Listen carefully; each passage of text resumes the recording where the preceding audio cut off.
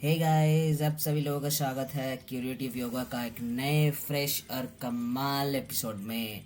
नमस्कार दोस्तों, मैं हूं अंतरीप और आप देख रहे हैं क्यूरेटिव योगा। चलिए नया कुछ देखते हैं, नया कुछ सीखते हैं। दोस्तों, इस वीडियो में हम डिस्कस करने वाले हैं योगांगस की कंपैरिजन के बारे में। ये योगांग कंपैरिजन का वीडियो नंबर 2 है। पहले वीडियो में हम सारे योग उपनिषद में क्या क्या योगांग के बारे में चर्चा किया गया है, इस बेसिस पर डिस्कशन करे थे। इस वीडियो पे हम डिस्कस करने वाले हैं कि जितने भी हमारे हठ योगिक टेक्स्ट है यूजीसी नेट सिलेबस में, बीएससी ग्रेजुएशन के सिलेबस में और मास्टर्स योगा के सिलेबस में, इन सारे हठ योगिक टेक्स्ट के आधार पर हम डिस्कस करने वाले हैं कि कहाँ पे कितना योगांग के बारे में चर्चा किया गया है। तो चलिए जल्दी जल्दी आगे बढ़ते हैं इस वीडियो में। तो पहले हम इसके एक टेबल बनाए हैं कि कहाँ कहाँ योगांग के बारे में चर्चा किया गया है हठ योगिक टेक्स्ट के अनुसार। तो पहला जो टेक्स्ट है वो है हठ प्रदीपिका। सभी को पता है कि हठ प्रदीपिका में 4 योगांग के बारे में चर्चा है, घरण संहिता में 7 योगांग के बारे में चर्चा है, हठ रत्नावली में 4 योगांग के बारे में चर्चा है, शिव संहिता में कोई योगांग के बारे में चर्चा नहीं किया गया है, गोरख संहिता में 6 योगांग के बारे में चर्चा है, वशिष्ठ संहिता में 8 योगांग के बारे में चर्चा है, योग बीज में 4 और सिद्ध सिद्धांत पद्धति में 8 योगांग के बारे में चर्चा है। तो चलिए इसको डिटेल में देखते हैं हर एक टेक्स्ट में कहाँ पे कितना चर्चा किया गया है। नेक्स्ट हठयोग प्रदीपिका में 4 योगांग के बारे में चर्चा किया गया। हठयोग प्रदीपिका का जो रचयिता है वो है स्वात्माराम शौरी जी। स्वात्माराम शौरी जी के अनुसार योगांग 4 है: आसन, प्राणायाम, मुद्रा बंधा एंड नादानुसंधान। अब यहाँ पे देखते हैं आगे क्या बोलते हैं स्वात्माराम शौरी जी। तो चलिए, आसनों में यहाँ पे 15 आसन के बारे में चर्चा किया गया है, प्राणायाम में 8 कुंभक के बारे में चर्चा किया गया है, मुद्रा बंधा में 10 मुद्रा बंधा के बारे में चर्चा किया गया है, नादानुसंधान में 1.25 CR यानी कि 1.25 करोड़ की टाइप के नाद बताया गया है। उनमें से जो मेन है वो है नाद यानी लय। 1.25 CR टाइप के लय बताया गया है, उनमें से जो मेन है वो है नादानुसंधान यानी नाद। ठीक है, तो इसके डिटेल में हम एक एक कंपैरिजन वीडियो करने वाले हैं आगे, जहाँ पे हम आसन के बारे में, प्राणायाम के बारे में, मुद्रा बंधाव के बारे में एंड नादानुसंधान के बारे में हर एक योगांग की कंपैरिजन जैसे हम यम नियम के बनाए थे वैसे ही हम आगे लेके आने वाले हैं। तो ये अब इस वीडियो में हम सिर्फ योग अंग कहाँ पे क्या बताया गया है इसके बारे में देखने वाले हैं। ठीक है, तो हठ योग में सिर्फ 4 योगांग है, याद रखिएगा: आसन, प्राणायाम, मुद्रा बंधा एंड नादानुसंधान। इसको सीक्वेंस में याद रखिएगा क्योंकि हो सकता है ये आपको सीक्वेंस में पूछ भी ले। हालांकि इतने आसान सवाल आप पूछते नहीं है योग में, यूजीसी नेट में। तो चलिए फिर आगे देखते हैं घरण संहिता। अब घरण संहिता में क्या बताया गया है? घरण संहिता किनके रचयिता है? घरण संहिता की रचयिता है महर्षि घरण। और ये किनके बीच के संवाद है घरण संहिता? घरण संहिता जो है ये महर्षि घरण एंड राजा चंडकपाली, इन दोनों के बीच का संवाद है घरण संहिता। यहाँ पे महर्षि घरण और राजा चंडकपाली के बीच में जो कथोपकथन हुआ था, जो कन्वर्सेशन हुआ था, उस हिसाब से घरण संहिता को हम पढ़ते हैं। ठीक है, तो यहाँ पे एक श्लोक आता है, इस श्लोक को याद रखिएगा क्योंकि ये बहुत बहुत बहुत इंपॉर्टेंट है। क्या कहते हैं श्लोक में? श्लोक में कहते हैं षट्कर्मण शोधनम च आसनेन भवे दृढ़म मुद्राया स्थिरता चैव प्रत्याहारेण धीरता। इसका मतलब क्या है? हर एक चीज हम डिटेल में पढ़ने वाले हैं, बस श्लोक को अच्छी तरीके से देखिए। कहते हैं प्राणायाम लाघवम च ध्यानात् प्रत्यक्षमात्मन समाधीना निर्लिप्तम च मुक्तिरेव न संशय। इसका मतलब क्या है? षटकर्म करने से क्या होता है? शोधन होता है। आसन करने से क्या होता है? दृढ़ता। मुद्रा से स्थिरता, प्रत्याहार से धीरता, प्राणायाम से लघुता, ध्यान से प्रत्यक्षता एंड समाधि से क्या होता है? निर्लिप्तता। अब इनको सीक्वेंस में याद रखना जरूरी है और ये श्लोक को मैं कहता हूं कि इस श्लोक को याद कर लो क्योंकि यूजीसी नेट में बहुत बार पिछले भी बहुत टाइम ये श्लोक को पूछा जा चुका है और इसका सीक्वेंस भी पूछा जा चुका है, इसलिए ये बहुत बहुत बहुत इंपॉर्टेंट टॉपिक बन जाता है दोस्तों। इस श्लोक को मत छोड़ो। अगर आप जीआरएफ करने के लिए सोच रहे हो तो ऐसे ऐसे जो इंपॉर्टेंट श्लोक है, जो श्लोक हम वीडियो में लाते हैं, उस श्लोक को जरूर याद रख करो क्योंकि इसी श्लोक से सवाल बनता है, यहीं से सवाल बनता है। जेआरएफ यहीं पे डिपेंड करता है, आपका जेआरएफ यहीं पे डिपेंड करता है। ठीक है, तो ये हो गया घरन संहिता के अनुसार। अब हम आगे देखते हैं हठ रत्नावली के अनुसार।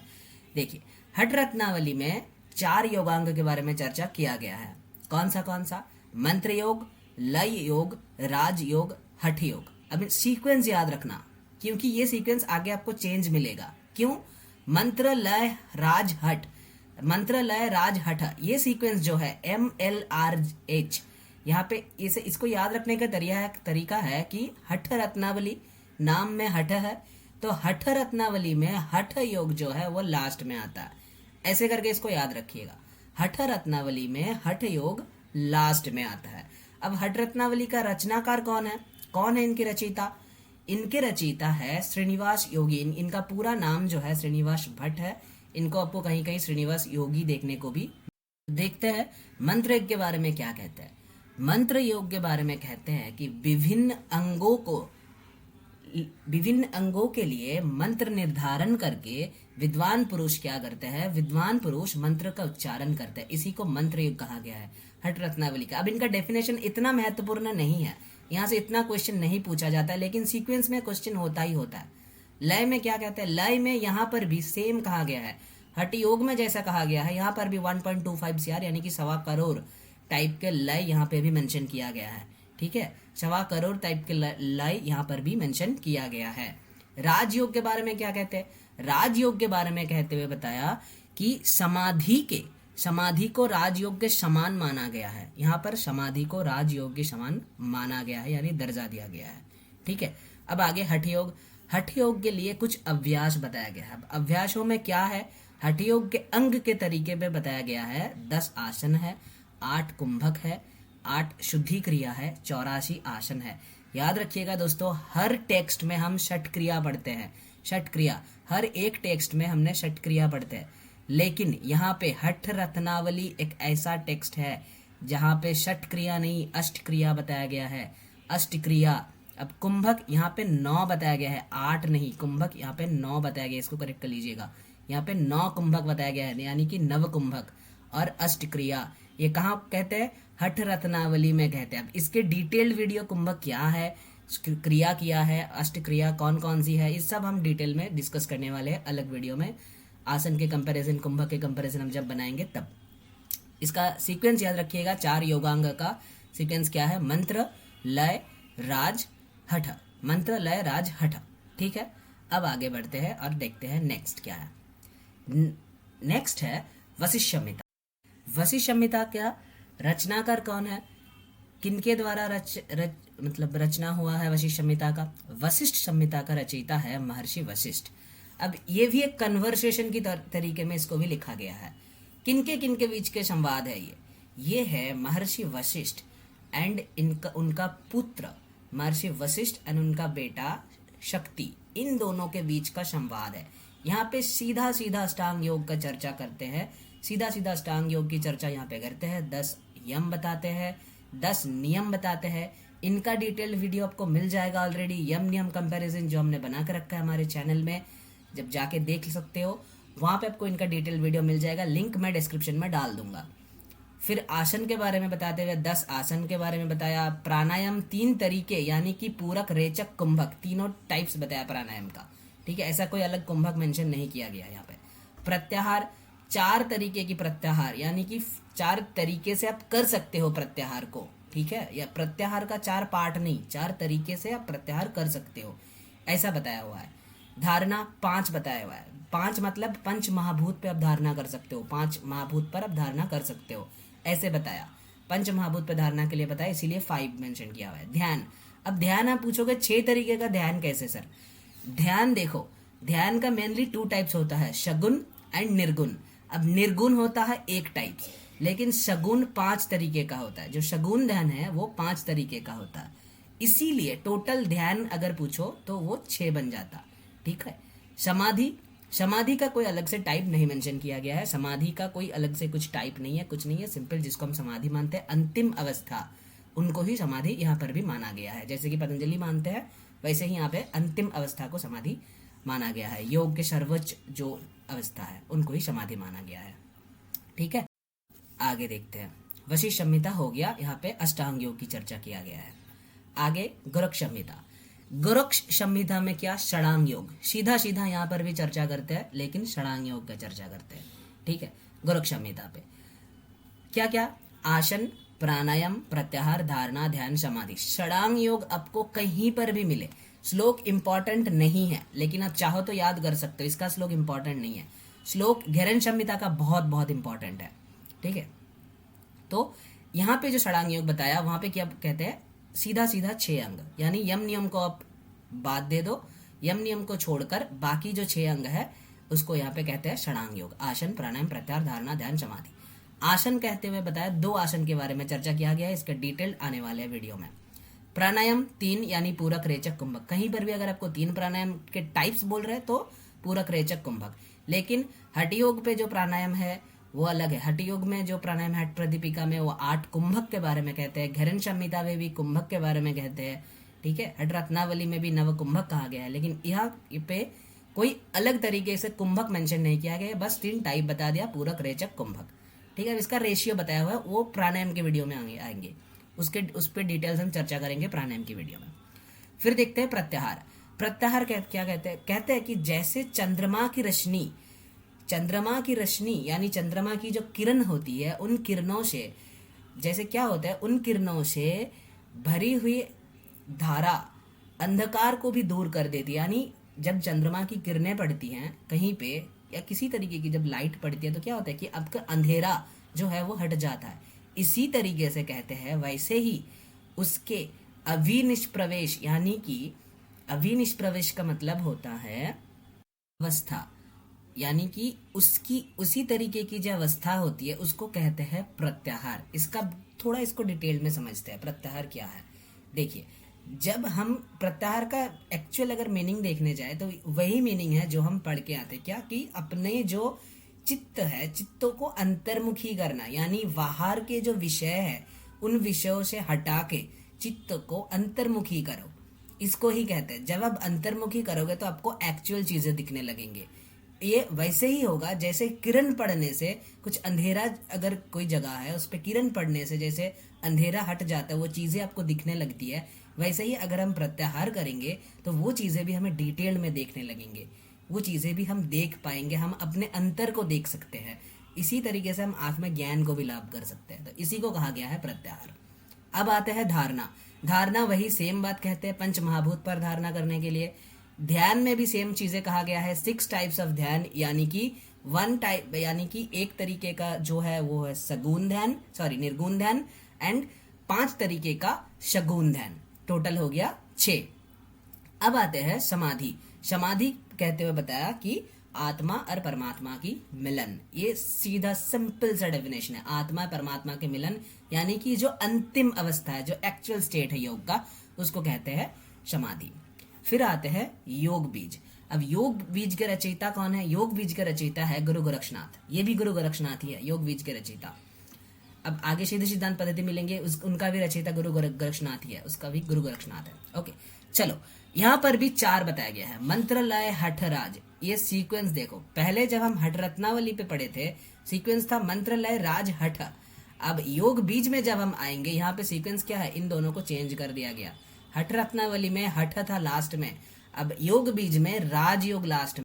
ठीक है, फिर यहाँ पे मंत्र किसे कहते हैं? मंत्र कहते हैं हंस मंत्र जप करने का लिए बताया गया है, मंत्र योग में हंस मंत्र जप करने के लिए बताया गया है। यहाँ पे लय योग में बताया गया है क्षेत्र एवं क्षेत्रज्ञ, इन दोनों का मिलन, क्षेत्र एवं क्षेत्रज्ञ, यानी आत्मा के साथ शरीर, शरीर मतलब आत्मा को साथ परमात्मा, इनको कहते हैं एक्चुअली क्षेत्र और क्षेत्रज्ञ। क्षेत्र मतलब शरीर को कहा गया है, क्षेत्रज्ञ मतलब परमेश्वर का कहा गया है, यानी आपके आत्मा के साथ परमात्मा का मिलन, इनको कहते हैं लय योग अगर देखा जाए तो। ठीक है, हठ योग इनको सूर्य नाड़ी और चंद्र नाड़ी, इन दोनों का मिलन होना, इनको कहते हैं हठ योग।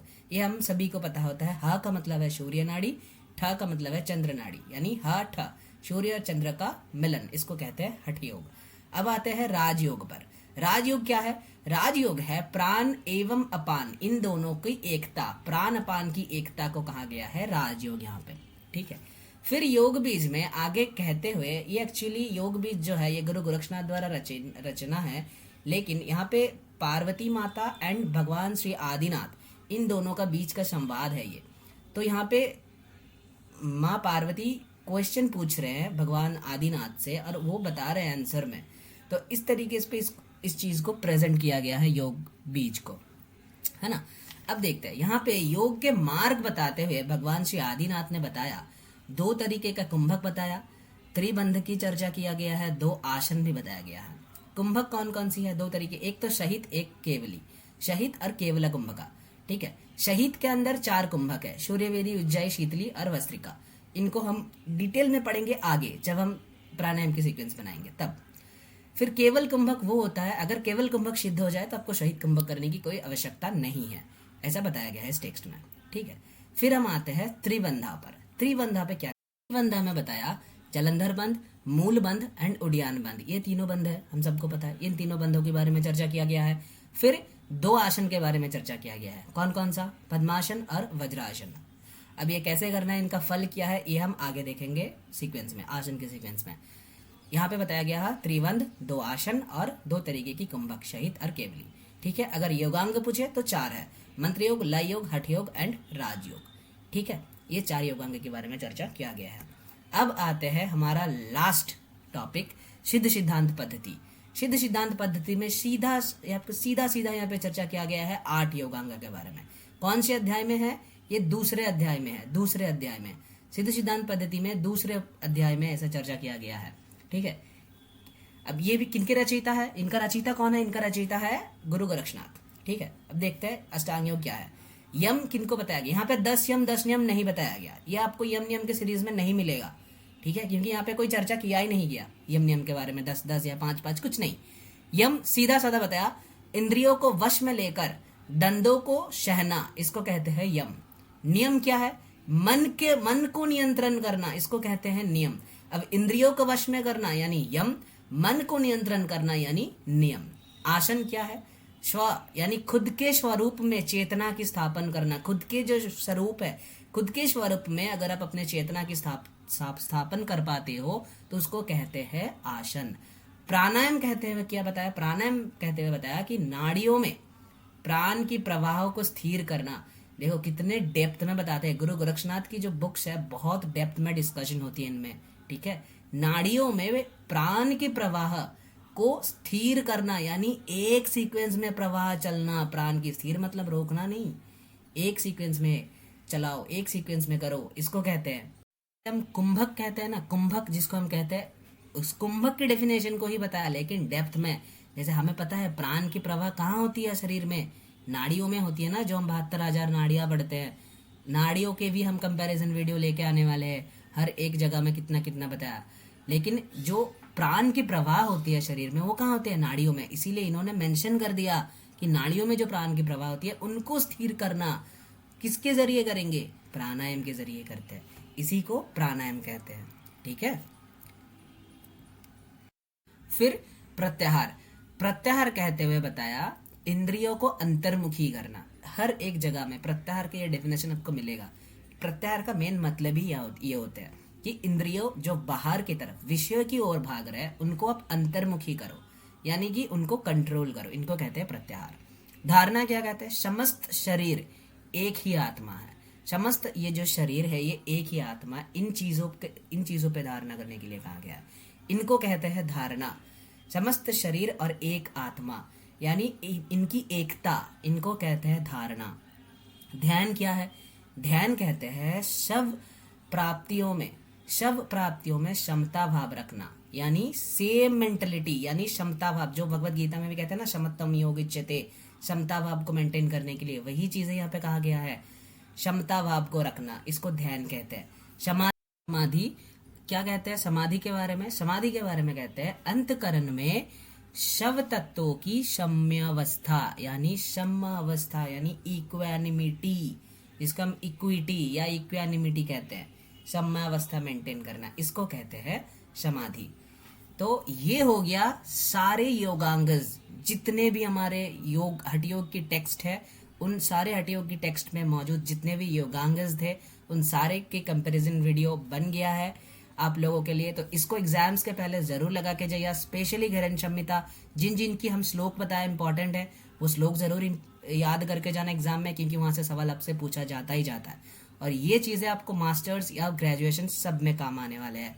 तो थैंक यू दोस्तों, फिलहाल वीडियो में इतना ही। इस वीडियो में आप लोगों के लिए रहा यम नियम के कंपैरिजन बेस्ड ऑन हठयोगिक टेक्स्ट। अब आप कमेंट सेक्शन में जाके ज़रूर हमें बताइए कि आप कौन कौन सी वीडियो में ऐसे कंपैरिजन वीडियो देखना चाहते हैं, हम ज़रूर आपके लिए लेके आएंगे। नमस्कार, आपका दिन बहुत बहुत बहुत शुभ हो। धन्यवाद।